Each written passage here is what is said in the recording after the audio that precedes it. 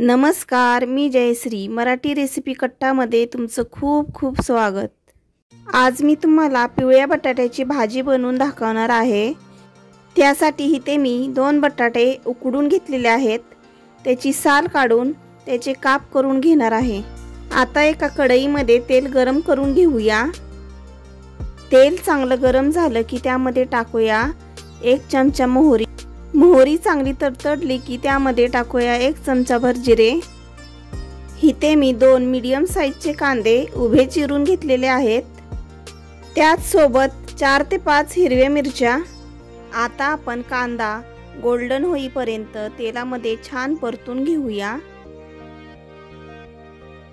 चवीनुसार मीठ,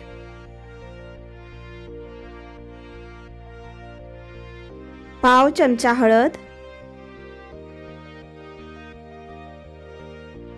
कांदा छान परतला की त्यामध्ये आपण उकडलेला बटाटा टाकून घेऊया। बटाट्याचे इथे मी मोठे मोठे काप केलेले आहेत। तुम्ही हातानेही कुस्करून टाकू शकता। आता आपण हे सर्व एकत्रित करून घेऊया।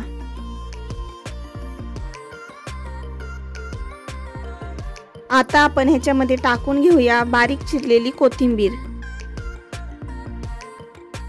पण कढईवर झाकण ठेवून मंद आचेवर 2 मिनिट वाफ काढून घेऊया। तयार आहे पिवळ्या बटाट्याची भाजी। आजची रेसिपी आवडली असल्यास लाईक, शेअर, सबस्क्राइब आणि कमेंट करायला विसरू नका। धन्यवाद।